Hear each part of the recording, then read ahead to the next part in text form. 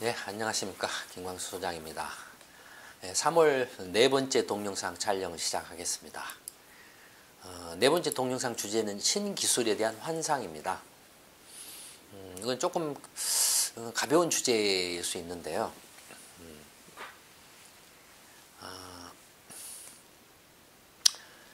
신기술, 이제 요새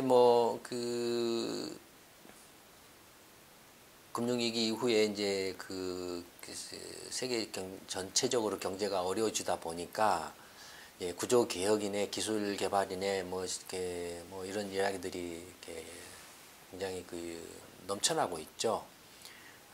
넘쳐나고 있죠. 그래서 그로 인해서 이제 어떤 이제 취직하기가 힘드니까 여기저기서 또 이 나라 저 나라에서 전부 창업해라 이러면서 이제 기술에 대한 관심도가 상당히 높아 있죠. 근데 이것들이 이제 어떤 면에서 보면 이제 환상을 또 불러일으키는 면도 적지 않은 것 같습니다. 물론 이제 기술 개발은 말할 수 없이 중요합니다. 대단히 중요하고 경제 성장의 원동력이죠. 사실 기술이야말로.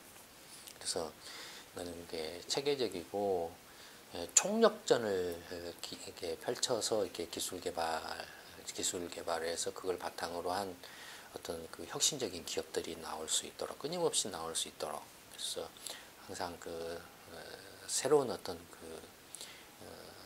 세계를 이렇게 선도해 갈 수 있도록 하는 게 대단히 중요합니다. 그래서 이 기술 문제에 관련해서는 이미 수도 없이 많이 보고서 연구를 해서 보고서도 내고 예컨대 작년에도 이제 세계 경제 어디로 가는가 해가지고 거기에서도 이제 인구 문제라든지 기술 문제에 대해서도 다뤘었죠. 그런가 하면은 현실과 이론의 한국 경제라는 책에서 그러니까 10년도 훨씬 더 전에도 특허 기술 관련한 내용들이 실려 있죠. 그런 정도의 어떤 분석을 10년도 훨씬 전에 분석을 이렇게 할 수 있었던 데는 우리 연구소밖에 없었습니다. 어쨌든 기술이 말할 수 없이 하지만 또 한편으로는 그에 대한 환상도 상당히 크다라는 겁니다. 근데 예를 들어서 이제 스마트워치 같은 걸 한번 보면은 대표적인 게 뭡니까? 이제 스마트폰이 나오고 나서 그 다음 스마트폰의 후속으로 어떤 이렇게 히트 상품이 없냐 해서 이제 웨어러블 기기다 해서 이제 스마트 글래스 구글의 이제 구글 글래스라든지 이렇게 스마트워치라든지 있지 않습니까? 그런 것들이 한참 말들이 많이 나왔잖아요. 그래서 애플이 애플워치를 이렇게 판매를 했잖아요. 근데 애플워치 처음에는 이제 이렇게 개발해가지고 낼 것처럼 했다가 이렇게 한동안 말이 또 쑥 들어갔다가 그러다가 또 느닷없이 이제 애플워치 판매한다라고 해서 판매를 했죠. 그때는 또 애플워치가 이게 애플 아이폰이라는 대체 아이폰에 이은 이제 또 주력 상품이 될 거라고 막 이렇게 했었죠. 근데 그때 제가 뭐라고 했습니까? 그때 경제 소프트에서 이야기를 했었던 것 같은데요. 뭐라고 말했습니까? 안 될 거라고 말씀드렸죠. 이런저런 이유로 안 될 거라고 말씀을 드렸었죠.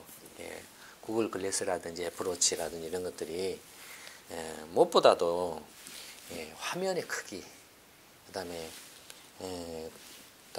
구글 글래스 같은 경우도는 이렇게 이제 또 마찬가지로 이렇게 위험하죠. 이렇게 걸어가면서 이렇게 뭔가 또 운전하면서 이렇게 글래스 안경에 그런 화면들이 뜨면 집중력이 산만돼가지고 사고 위험도 크고 그다음에 개인 이렇게 정보 신상 문제라든지 그다음에 촬영을 대놓고 이렇게 촬영하는지 아닌지 모르게 촬영을 해버릴 수도 있다 이거예요. 이런 문제라든지 프라이버시 문제라든지 이런저런 문제. 무엇보다도 구글 워치가 스마트폰에 없는 새로운 기능들을 제공하느냐. 그 다음에 구글 워치가 스마트폰에서 제공할 수 없는 어떤 그런 기능들이 소비자들 입장에서 봤을 때 굉장히 신선하고 정말로 이렇게 공감이 가고 정말로 필요한 그런 것들이냐라고 봤을 때 아니라고 그랬죠. 오히려 스마트폰의 기능을 단순화시켜가지고, 왜냐면 등치가 크기가 작으니까 줄일 수밖에 없잖아요. 스마트폰의 기능을 100이라고 하면은 구글 레슨은 한 30이나 40 줄여가지고 그냥 손목에다 찬 정도에 불과하죠. 그러니 그걸 누가 이렇게 하겠습니까? 근데 초창기에는 호기심으로 확 샀는데, 지금 뭐 애플워치에 대해서 이야기한 사람 있습니까? 언론이고 뭐고 어느 누구도, 심지어는 자기들도 별로 애플워치에 대해서 이야기를 안 해요. 그런 거 하면은 뭐 그 삼성전자나 LG전자나 뭐 똑같이 그 삼성 뭐 이렇게 이런 그 시계를 내놨잖아요. 근데 그거 뭐 팔렸습니까? 안 팔리잖아요. 물론 이제 그거 이제 그 상대방이 하면 나도 이렇게 할 수밖에 없는 경쟁 구도상 기술적으로 이렇게, 이게 첫째는 이게 뻥 터질지 안 터질지도 알 수 없겠고, 뻥 터져버리면은 내가 안 해버리고 상대방이 하면은 완전히 상대방한테 선점 효과를 빼앗겨 버리잖아요. 그러니까 분명히 저거 내가 생각하기에는 안 뜰 거라고 생각하지만은 그래도 상대방이 하면 어쩔 수 없이 따라가야 돼요. 그래서 따라가서 만일의 사태에 대비를 해야 돼요. 그래서 체력전이기도 하죠. 그런 체력이 없으면 탈락하죠. 그래서 이렇게 지금 그런 체력전을 벌일 수 있는 데는 애플하고 삼성전자 정도뿐이죠. 체력전을 벌일 수 있는 데는. 그 외의 업체들은 이미 이제 체력전에서 탈락했다라고 봐야죠.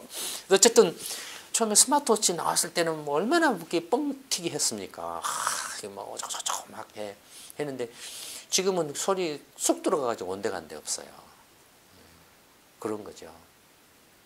이렇게 화면 작은데 이렇게 옹색하게 보고, 이거 이렇게 뭐 전화 이렇게 하고 하겠습니까? 그렇다고 뭐 이렇게 스마트워치 애플워치 차면은 내가 뭐 심박수가 얼마고 내가 하루 몇 보를 걸었고, 그런 거 굳이 비싼 돈 주고 살 필요가 뭐가 있어? 이미 다 있잖아요. 만보기도 있고 이미 그런 거 다 이렇게 의료기기로 다 있어요 이미. 그다음에 경우에 따라서는 차라리 스마트폰에다가 그런 기능을 줘가지고,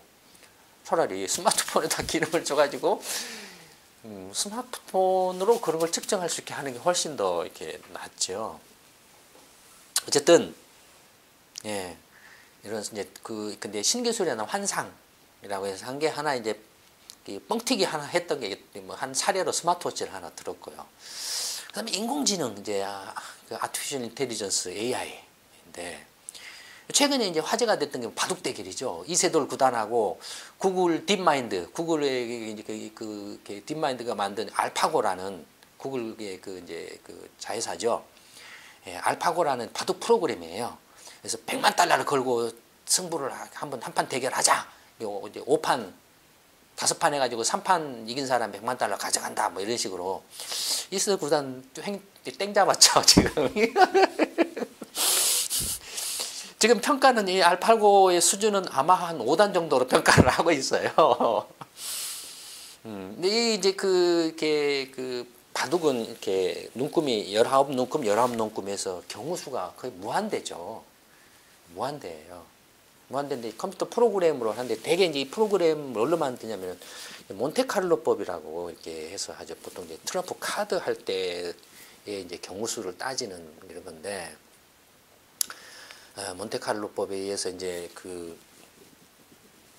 점에서 가장 근접한 지역에서의 어떤 그런 뭐랄까요, 경우수를 이렇게 따져가지고 손득을 이렇게 평가를 해서 찾아가는 그런 거죠. 근데 그 바둑 고수들은 대개 한 수십 수를 읽고 바둑 전체 판을 보죠. 근데 이 컴퓨터 프로그램은 일단 기술적으로 한계가 있어요. 경우수가 무한대에 가깝기 때문에 그걸 감당할 수 있는, 그나마 이 구글 알파고가 모든 컴퓨터 바둑 프로그램을 다 이겼어요. 거의 다 이겼어요. 근데 그게 이제 바둑 프로그램이 상당히 많이 진전을 한 거죠. 근데 진전을 했는데, 그럼에도 불구하고 이렇게 진전한 배경은 뭐냐면 이제 용량이 커졌기 때문에, 메모리 용량이 어마어마하게 커졌고 또 이렇게 처리 속도가 엄청나게 빨라졌기 때문에 가능한 거죠. 그럼에도 불구하고 아직까지는 그 사람의 그 종합적인 판단력, 전체를 보고서 하는 게 접근해가는 종합적인 판단력이나 직관력. 그러니까 예를 들어서 무수히 많은 경우수가 있는데 고수들은 모든 경우수를 생각 안 해요. 가장 직관적으로 가능성이 있는 것을 본능적으로 탁 본다 이거예요. 본능적으로. 오랜 동안의 훈련에 의해서 수를 본다 이거예요. 그래서 몇 가지 경우수를 이렇게 쭉 몇십 수를 내다본다 이거예요. 그래서 그 손득을 따져서 이렇게 간다 이거죠. 근데 컴퓨터는 어떻게 합니까? 모두를 다 봐야 돼요. 한 수 둘 때마다. 그럼 그렇게 이제 컴퓨터 용량이 안 되니까 어떻게 합니까? 제한이 돼요. 이 수를 딱 뒀을 때 그 수와 인접한 수 몇 개 수를 놓고서 거기에서 발생하는 경우수를 이제 체크를 하는 거예요. 그러니까 대국 전체를 보지를 못해요. 그 다음에 그 경우수 몇 개를 보는데도 어마어마한 계산이나 이런 것들이 필요해요. 처리 그러니까 그거 하는데도 헉헉대거든요. 그러니까 알파고는 그걸 좀 획기적으로 이렇게 하드웨어적으로나 이제 그 소프트웨어적으로 프로그램상으로 조금 개선을 했다라는 거죠. 그래서 개선을 했다라고 그래서 알파고가 무슨 특별히 어떤 그 인공지능과 관련된 어떤 몬테카를로법이 아닌 어떤 새로운 어떤 알고리즘으로 이렇게 했다라고는 보여지진 않아요. 다소 이제 그 몬테카를로법도 변형이 여러 가지가 있거든요. 그 변형 중에 하나라고 이렇게 보여지는데, 어쨌든 인공지능 이야기는 이미 그 제가 80년대에 그 일본에 유학 갔을 때도 그때도 막 유행을 했었어요. 그때 이제 막 투기붐이 일어가지고, 특히 주식 투기붐이 일어가지고, 야, 이게 이제 또 그때 막 이제 그 컴퓨터가 막 PC도 이제 막 나오기 시작할 때고, 그 다음에 이제 대형 금융기관들에서는 이제 대형 컴퓨터들이 막 이제 보급돼 가지고, 과학적인 투자 기법 이런 것들이 이제 막 이렇게 그때 막 본격적으로 이제 막 도입되기 시작할 그럴 때거든요. 그때 이제 이렇게 인공지능 AI에 의해서 이렇게 투자하는 방법 기법들을 개발을 하자 뭐 이런 것들이 있었어요. 그 다음에 인공지능과 같이 맞물려 나왔던 것이 이제 퍼지 이론이라는 게 있어요. 또는 카오스 이론 뭐 이런 것들이 다 이게 같은 부류예요. 퍼지 이론은 카오스 이론이는. 그러니까 퍼지라는 카오스 이론은 혼란, 혼돈, 퍼지는 뭐 이렇게 무정형이죠. 막 이렇게 비정형이죠.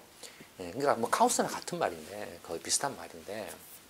그러니까 이게 근데 결국에는 이것도 퍼지라든지 카오스라든지 이런 것들도 세상은 혼란 이렇게 형상은 혼란스러운 모습이고 비정형화되어 있다. 이렇게. 근데 그렇지만 그런 속에서도 규칙이 있다라는 거예요. 이게 좀 모순이죠.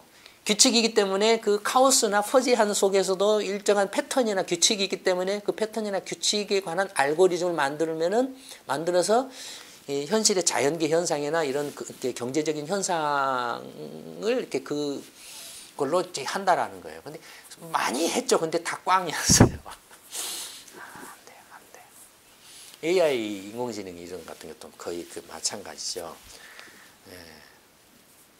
아직은 인공지능 말들이 많지만 옛날 초창기 때는 또 어떤 졌냐면은 가전제품에 그 한국에서도 그런 그 인공지능 가전제품 뭐 밥솥이라든지 뭐 그런 거 냉장고라든지 인공지능 냉장고 막 해서 선전했잖아요.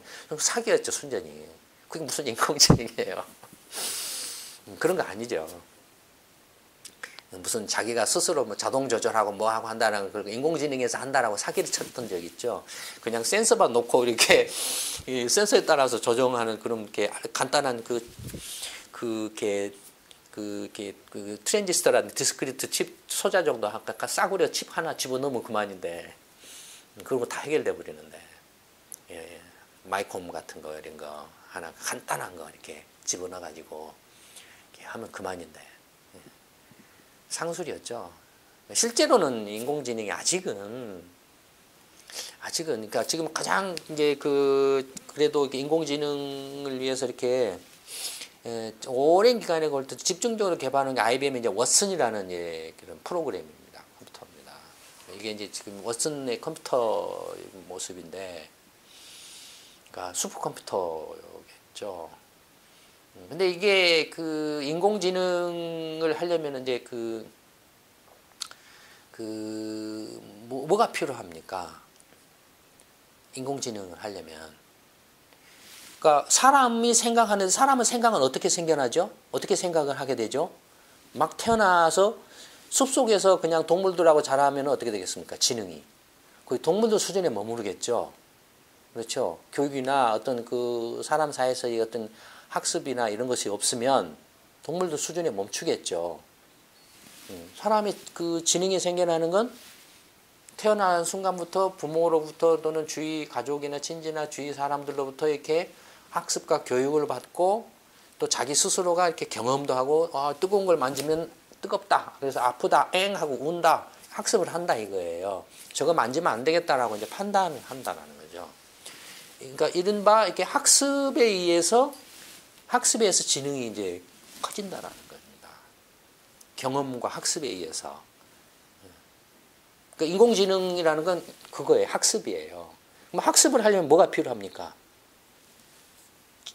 경험 데이터, 지식 데이터가 필요하죠. 방대한 데이터가 필요하죠. 그러니까 인공지능에는 필연적으로 빅데이터가 맞물려서 돌아갈 수밖에 없게 돼 있습니다.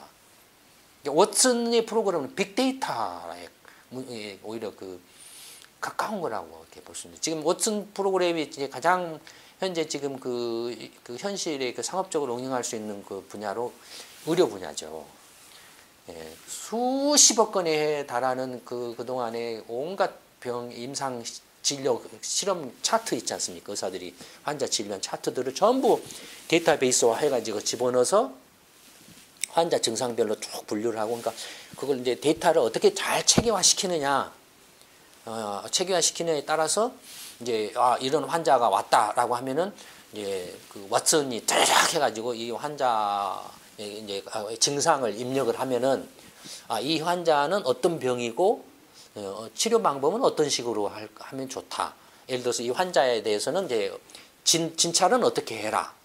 먼저 뭐 예를 들어서 이렇게 MRI를 찍어보라든지 MRI를 어디를 어떻게 찍어보라든지 하는 그런 것들을 이제 메시지를 준다 이거예요. 환자 딱 가가지고 이렇게 진찰하고 한 결과를 또 딱 이제 그 MRI 촬영 결과를 딱 입력을 해주면은 그거 보고서 이제 과거에 그런 유사 사례들 그 필름들하고 쭉 대조해가지고 이건 이제 어떤 병이다. 그래서 어떻게 이렇게 진찰하고 어떻게 치료하면 된다. 이렇게 쫙 내놓는다 이거예요. 지금 현재 그 왓슨이 그 의료 진단과 관련해서 거의 전문의 수준이거나 전문의 수준을 거의 능가할 정도까지 와 있다라고 지금 평가를 하고 있는 것 같아요. 그러니까 이 왓슨이, 그러니까 어떻게 보면 인공지능이라는 게 지가 스스로 사람처럼, 사람 뭐가 있습니까? 창조적인 사고가 있죠. 스스로 뭔가를 새로운 걸 이렇게 상상력이 있잖아요. 인공지능은 그런 상상력이 없어요. 그러니까 빅데이터를 어떻게 이제 체계적이고 효율적으로 잘 경우수를 조합해가지고 끄집어내서 어떤 그 사람이나 그 어떤 그 원하는 그 결과에 가장 근접한 결과를 내주느냐 하거든요. 그러니까 스스로 뭔가를 지금 요새 한참 나오고 있는 인공지능이 발달하면 2040년, 50년에는 인공지능을 장착한 로봇이 인간을 지배를 할 거다 이런 말 나오잖아요. 제가 볼 때는 아직 한참 멀었어요. 저도 80년대에 인공지능인 AI나 퍼지 이론이나 카오스 이론 공부를 했어요. 그 당시에. 책도 지금 있습니다. 뒤 책장에 30년 전에 샀던 책들이 있어요. 그런 걸 봤을 때 아직은 인공지능을 이용해서 뭔가 그 산업적으로 상업적으로 뭔가를 할 수 있는 그런 것은 아직은 상당히, 물론 이제 그 공장 거의 공장에서는 어떻습니까? 생산 공정이 정형화돼 있죠. 정형화된 속에서 이제 근데 다품종 소량 생산 같으면은 이른바 그것이 이제 4차 산업혁명이다. 뭐 뭡니까? 그 IT 뭐 4.0인가 뭐 이렇게 제조업 4.0이라든지 이런 말로 유행하고 있잖아요. 예전에는 단품종 대량 생산을 했을 때 거기에 그냥 단순한 기계 로봇이 들어가 가지고 이렇게 기계적으로 똑같은 행위를 반복하는 식으로 이렇게 생산을 해냈지만 이제는 이렇게 한 라인에서 다품종 소량 생산, 여러 가지 물건들을 갖다 소량으로 생산을 한다 이거죠. 그래서 주문표에 따라서 거기에 맞는 이제 자재라든지 어떤 가공 처리 공정들을 이렇게 로봇이 스스로 이렇게 판단해 가지고 한다. 이건 로봇이 스스로 판단하는 게 아니고 그런 알고리즘을 집어 넣어준 것에 불과해요. 그러니까 진짜 인공지능이라는 것은 왔을 때 로봇이 스스로 생각해가지고 아 이건 이런 거네 그래서 이건 이렇게 가공해서 만들어내면 더 낫겠네 하고 이렇게 지가 생각해서 하는 그런 건 아니에요. 그런 건 아니에요. 예. 이제 그런 게 오면은 이게 이제 어떤 그 주문이 들어오면 주문에 따라서 물건을 생산하면은 생산 과정에서 이제 그 어떤 그 불량률이라든지 이런 거 있지 않습니까? 불량률이라든지 그 다음에 생산 공정에 있어서 시간이라든지 이런 것들이 이제 축적이 되겠죠 로봇에. 그런 것들이 하나씩 계속 축적하다 보면은 아 이런 식으로 이제 이런 주문이 들어와서 이런 식으로 생산을 했는데 똑같은 주문이 들어왔을 때 이 공정을 약간 바꿔보니까 불량률이 좀 줄어들더라. 아니면은 생산 그 공정 그 시간이 줄어들더라. 아니면은 뭐 불량률이 높아지더라. 이런 것들을 이제 로봇 스스로가 데이터베이스화해서 학습을 하는 거예요. 데이터를 축적을 하는 거예요. 스스로 이렇게 하면서 이제 학습을 한다는 건 데이터를 축적한다라는 거죠. 데이터를 축적한다라는 게 그냥 축적하는 그래서 이제 데이터베이스 구축이 대단한 노하우 영역에 들어갑니다. 그러니까 구글의 검색도 그런 것이에요. 그냥 데이터베이스를 만들어서 이렇게 하는 그런 게 아니에요. 검색을 어떻게 수십억 건에 달하는 그런 그 가운데서 이렇게 딱 키워드를 입력했을 때 그와 연결된 가장 연관성이 높은 것을 딱 집어서 들어가는 거. 그러려면은 집어서 이렇게 순식간에 팍 찾아서 쭉 들어갈 수 있는 거. 그러려면은 이 데이터베이스 자체가 무작이나 무질서하게 있으면은 불가능합니다. 데이터베이스 자체가 그렇게 순식간에 집어서 들어갈 수 있도록 전략적으로 체계화되어 있어야 돼요.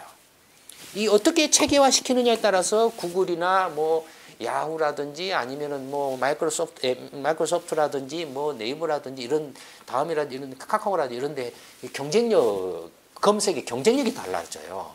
검색에 경쟁력이 달라져요. 그러니까 데이터베이스 하면은 그냥 데이터 그냥 쌓아놓는다라고 생각하시면 무한할 수 없는 그건 무식한 겁니다. 그런 거 아니에요. 우리 연구소도 수많은 데이터 분석을 하지 않습니까? 그러니까 이미 그 연구소 노하우라는 게 그냥 그 어떤 그 경제학 이론이라든지 분석 방법이라든지 이런 것만이 노하우가 아닙니다. 그 데이터를 어떻게 체계화시켜 놨느냐도 감히 어느 다른 곳이 또 따라오기가 힘들 정도로 이게 노하우입니다. 그런 게. 그러니까 왓슨도 마찬가지예요. 그 수십억 건에 달하는 그 의료 진료 그 데이터들을 어떻게 다 그 효율적이고 그 체계적으로 쫙 이렇게 체계화해서 이렇게 정돈해 가지고 어떤 그게 이제 진료 요구가 들어왔을 때 거기에 적합한 것들을 순식간에 찾아 들어가서 그걸 이제 그 환자의 진찰과 어떤 진단을 해주는 거, 그다음에 최적의 치료 방법들을 제시를 해주는 거 이런 것들이죠. 그러니까 이제 최적의 치료 방법을 제시를 해주면은 그건 이제 그 인공지능을 가진 로봇이 가서 이렇게 수술을 할 수도 있죠. 지금 그런 정도 이야기들이 나오고 있죠. 근데 어쨌든 간에 그 인간이 가지고 있는 이 창조성, 상상력 이런 것까지는 아직은 거의 하기 불가능하고 다만 이제 그 컴퓨터 용량이 아시는 것처럼 지금은 이렇게 상상을 초월할 정도로 그 반도체 그 칩 제조 기술이 이렇게 발달해가지고 인간의 뇌 용량하고는 비교할 수 없을 정도의 어마어마한 용량을 이렇게 저장하고 그거 담을 수 있고 그걸 이렇게 끄집어서 활용할 수 있는 그런 그 컴퓨터 기술이 발달해 있기 때문에 그런 점에서는 인간이 이런 컴퓨터하고는 이렇게 대항하기가 힘들죠. 그런 점에서는 아직은 이런 이른바 상상력, 혁신력 이런 그 인간만이 가지고 있는 그런 요인은 인공지능으로서는 아직은 거의 이렇게 근처도 못 가 있다라고 이렇게 보여집니다. 단지 기존에 말씀드렸던 것처럼 무수히 많은 관련 데이터들을 축적해 가지고 그 축적한 걸 기반으로 해서 이제 기계가 스스로 학습해서 그 사람이 그 임상을 해가지고 그 진료 기록을 축적하는 대신에 컴퓨터가 임상 진료를 해서 임상 그 진료한 결과를 컴퓨터 스스로가 축적해가는, 그래서 학습을 해가는 이런 과정. 그건 정도까지는 현재 가능하죠. 물론 그 정도로도 사람을 지배할 수 있을 수도 있겠죠. 그런 정도로도.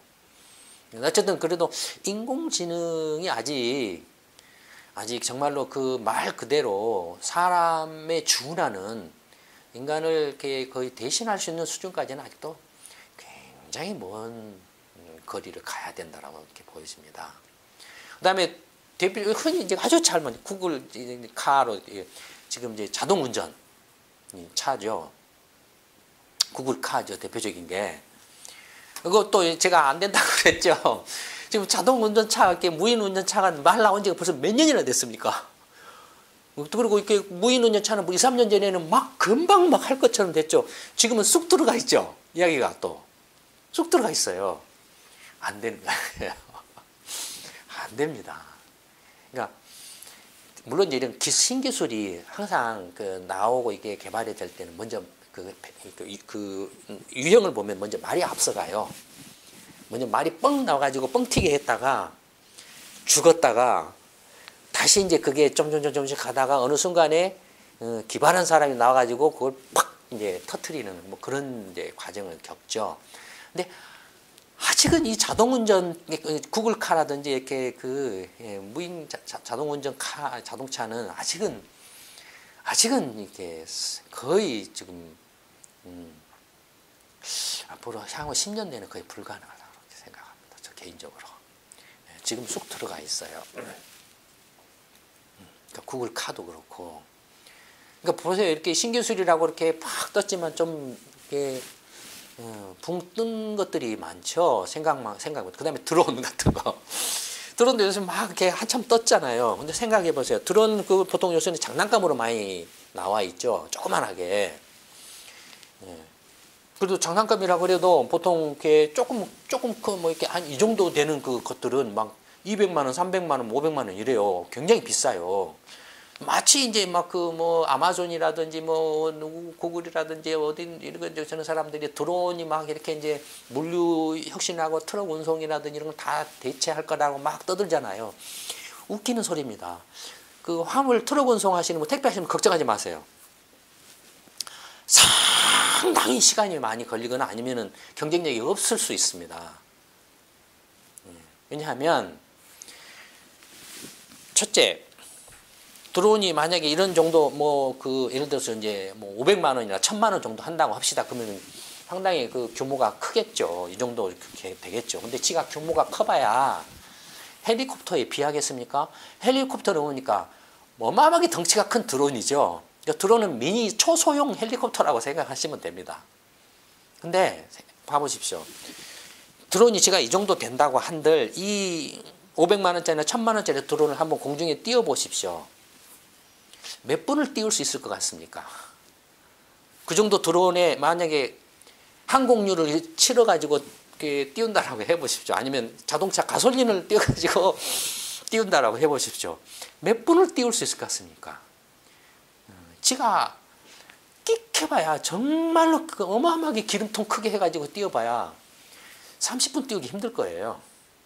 그럼 드론을 30분 정도 띄우는데 기름통 무게 때문에 다른 거 못 실을 겁니다. 책 한 권 실을까 말까 할 거예요.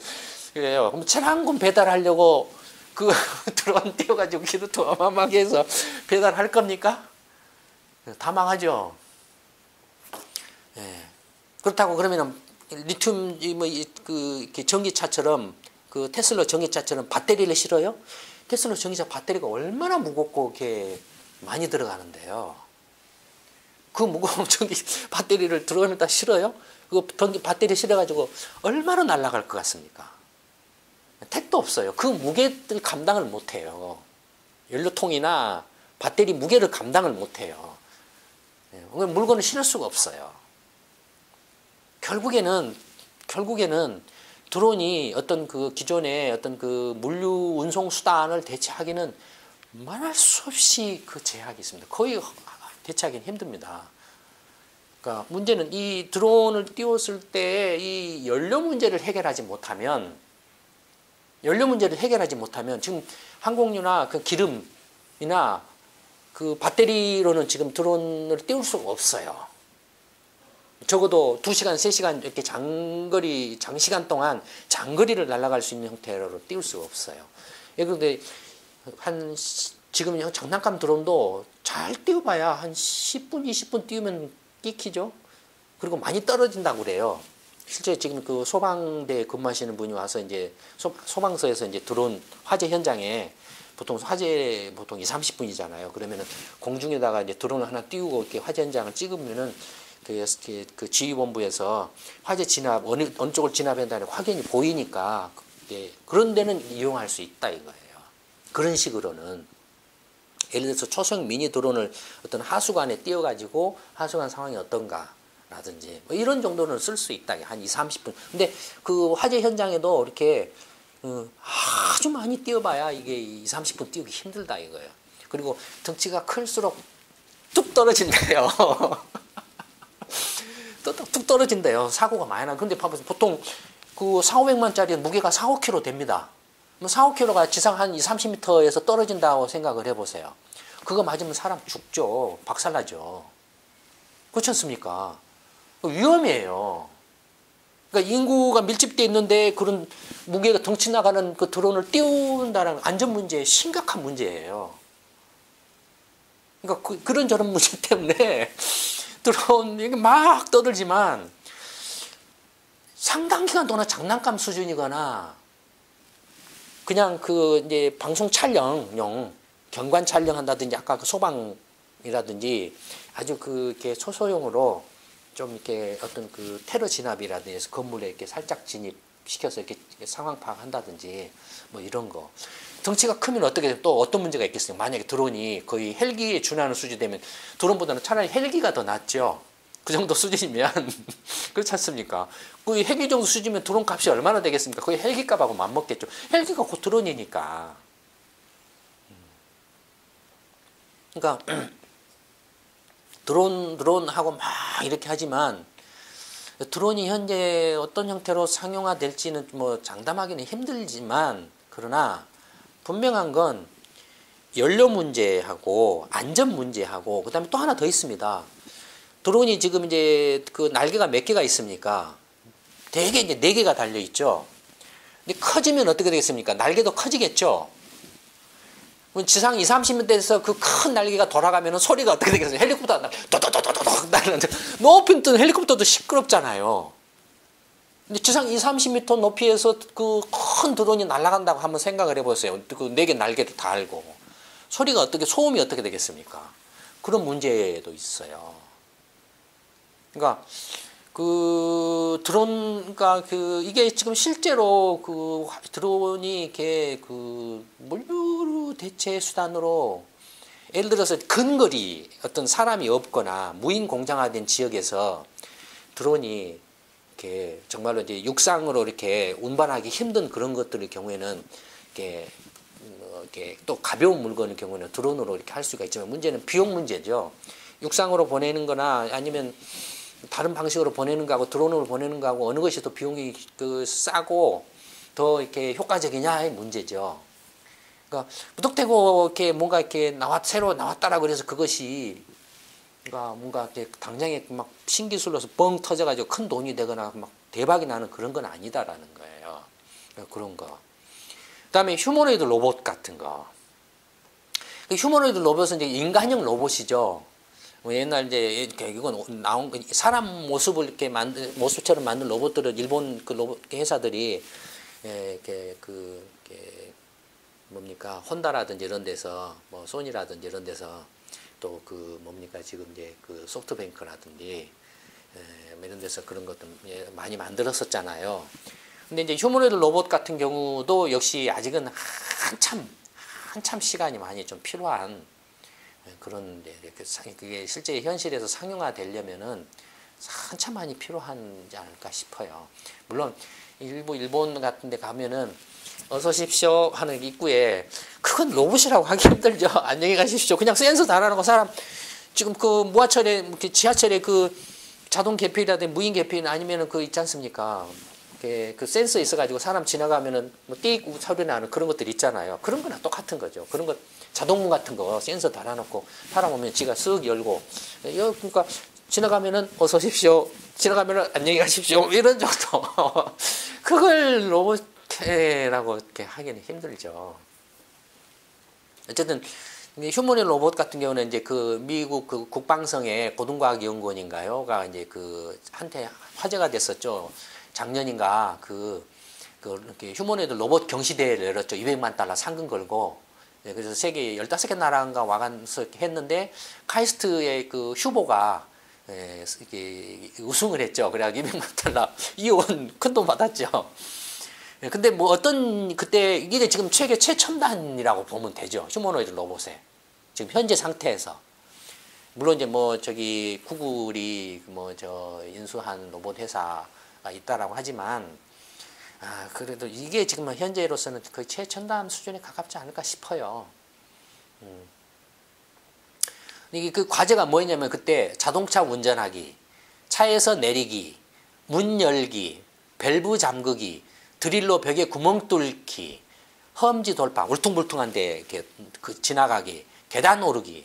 사람 굉장히 간단하죠. 이걸 이제 카이스트 로봇이 그 이틀째 첫날에는 46분인가 해가지고 6등했다가 뭐 48분인가 해가지고 6등했다가 둘째 날에는 44분 28초 해가지고 1등을 했어요. 그래서 역전승을 한 거죠. 이거 하는데도 44분이나 걸린 거예요. 사람 같으면은 자동차 운전하면 쑥 왔다가 차에서 푹 내렸다가 1초, 자동차 운전 쑥 한 5초, 내리기 1초, 문 열기 1초, 밸브 잠그기 한 3초, 드릴로 드르륵 벽에 구멍 뚫기 한 5초, 커인지 돌파하기 5초, 계단 오르기 한 5초. 대충 뭐 1분 안에 다 끝날 문제예요. 1분 안에 끝날 거 44분이니까 아직은 44배 정도 더 시간이 많이 걸리고 불안전하죠. 불안하죠. 만약에 1분 단축하는데 1년 걸린다고 치면은 앞으로도 44년 더 시간이 필요해요. 줄여서 2분의 1년 걸린다라고 치면은 22년이 더 필요해요. 그 다음에 3분의 1년 걸린다라고 치면 3분 단축에 1년 걸린다고 해도 10년 이상 더 필요하죠. 휴머노이드 로봇 물론 이게 앞으로 계속 연구 개발해서 발전을 할 겁니다. 발전을 하겠지만 이것이 무슨 당장에 뭔가 그 실용화되거나 상용화될 정도의 어떤 수준까지 와 있다라고 보기는 힘들죠. 다만 이제 먼 미래를 내다보고 지금 연구 개발을 계속 하고 있는 거죠. 그래서 미국 이제 민간 벤처 기업들 가운데서는 가끔 이제 유튜브 동영상들 보면은 동물 로봇들 있잖아요. 그래서 이제 군사용으로 무거운 장비를 이렇게 끌고 이렇게 싣고 가게 하는데 발로 툭 차도 안 넘어지고 막 이렇게 걸어간다든지. 현재는 걷는 그런 정도까지는 돼 있다 이거죠.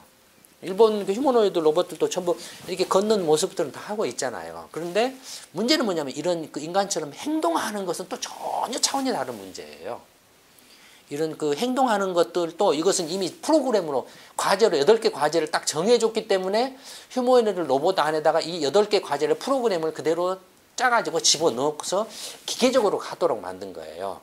근데 실제로 인간은 어떻습니까? 이런 상황들이 불확실성, 불확정적으로 발생하죠. 그렇죠. 예상치 못한 상황에서 벌할 수 있고 이렇게 언제 어느 곳에서 일어날 수 있는 상황이죠. 그러면 휴머노이드 로봇이 이런 일을 사람처럼 하려면은 안에 적어도 최소한도 인공지능 그게 심어져 있어야 되죠. 그래서 지금 내가 자동차 운전을 해야 되는 상황이구나. 그래서 자동차 딱 타가지고 운전하고 여기서 내려야 되는 상황이구나. 그래서 탁 내리고 여기는 내가 문을 열어야 되는 상황이구나 하고 문을 열고 여기는 내가 밸브 잠궈야 되는 이런 걸 스스로 이렇게 판단해서 할 수 있는 그 인공지능에 의해서 판단해가지고 할 수 있도록 되어 있어야 되죠.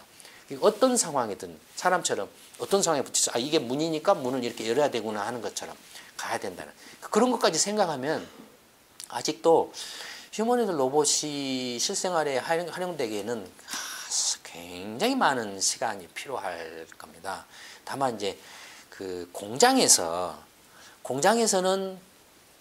공장에서 그 행동은 굉장히 이렇게 정규적이잖아요. 이렇게 정형화되어 있잖아요. 대부분이 다소 이렇게 좀 그 우발적인 상황이나 이렇게 불확정적인 상황이 있다라고 해도 대부분의 작업 내용들은 이렇게 대체적으로 정해져 있잖아요. 약간씩 변형이 있을 수는 있지만, 그러니까 그런 데에서는 이런 그 휴머노이드 로봇이 보다 더 일찍 상용화될 수 있죠. 실제로 지금 그 자동차 공장이나 이런 데서 산업용 로봇이 먼저 상용화돼서 활용됐던 것처럼, 역시 이런 휴머노이드 로봇이 먼저 상용화되는 곳은 이런 그 공장이겠죠.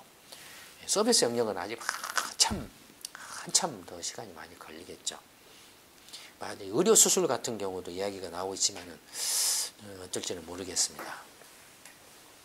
그 다음에 이제 뭐 IoT, 핀테크 뭐 이런 것들이 있는데, 그 3월달 동영상은 다 이렇게 50분 가까이 가네요. 벌써 3편이, 한 편만 빼놓고 지금 3편이 다 50분씩 가네요.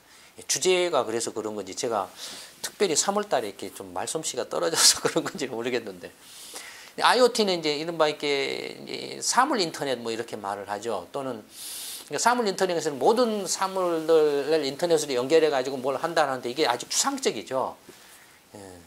말만 이렇게 떠돌고 있는 거예요. 옛날에 이런 말이 있었죠. 뭡니까? 옛날에 처음 인터넷가 보급되고 막 했을 때 유비쿼터스 월드, 유비쿼터스 월드라는 말 들어보셨습니까? 그래서 모든 곳에 다 이렇게 그 연결돼 있어가지고 인터넷망이나 뭘로 이렇게 연결돼 있어가지고 그 뭐냐면 유비쿼터스 월드 모든 곳에 센서가 박혀 있어요. 센서가 박혀 있고 그 센서가 인터넷으로 연결돼서 모든 것이 이제 그게 결국은 사물 인터넷이랑 똑같죠. 근데 아주 오래전부터 말 나온 거 유비쿼터스 월드는 뭘 20년 전, 30년 전부터 말 나오고 한국은 2000년대 초반부터 뭐 유비쿼터스 월드 해가지고 예전에 무슨 뭐 이렇게 광산업 한다고 해서 이렇게 테스트베드 만든다라고 했을 때 막 생쇼 사기극을 벌였죠. 그래서 뭐 아파트 단지를 그렇게 뭐 이렇게 유비쿼터스 월드처럼 만들어 가지고 뭐 한다. 내가 뭐 들어가기 전에 냉장고 요리 조리대가 뭐 어떠고 동네 그 야채 가게 주문이 들어가고 야채 가게가 자동 배달하고 뭐 이런 사기를 치고 막 이랬었죠. 그런 거예요. IoT라는 게. 그러니까 또 유비쿼터스 월드라든지 아니면은 그 인터넷 오브 에브리띵. 그러니까 만물 인터넷 또는 인터넷 오브 띵스, 사물 인터넷 다 같은 말이에요. 근데 이게 아직은 공중에 떠 있는 말들이에요. 공중에 떠 있는 말들이에요. 물론 지금 이제 그 클라우딩이라고 그래서 빅데이터라든지 클라우딩 컴퓨팅 시스템 해가지고 큰 슈퍼컴퓨터를 놓고 이제 지금 이제 각자가 개인 PC나 이런 걸 가지고 있지만 또 모든 것들 연결해 있지만은. 그걸 이렇게 이용을 해가지고 모든 것들을 이렇게 한다는. 지금 스마트폰도 사실은 스마트폰이 점점 그런 역할을 해가고 있죠. 처음에는 전화 기능에서 문자 메시지 그다음에 메일링이라든지 뭐 검색이라든지 그다음에 각종 앱이라든지 그다음에 이제 요새는 이제 옆에 나오는 핀테크가 이제 스마트폰을 이제 신용카드 대신 한다는 뭐 그런 거잖아요.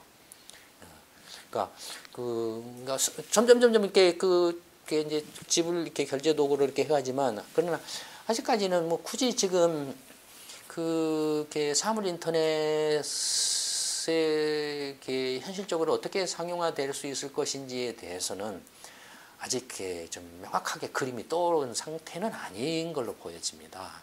말만 이렇게 뜨고 있어요. 예. 이건 계속 말로만 그칠 가능성이 높아요.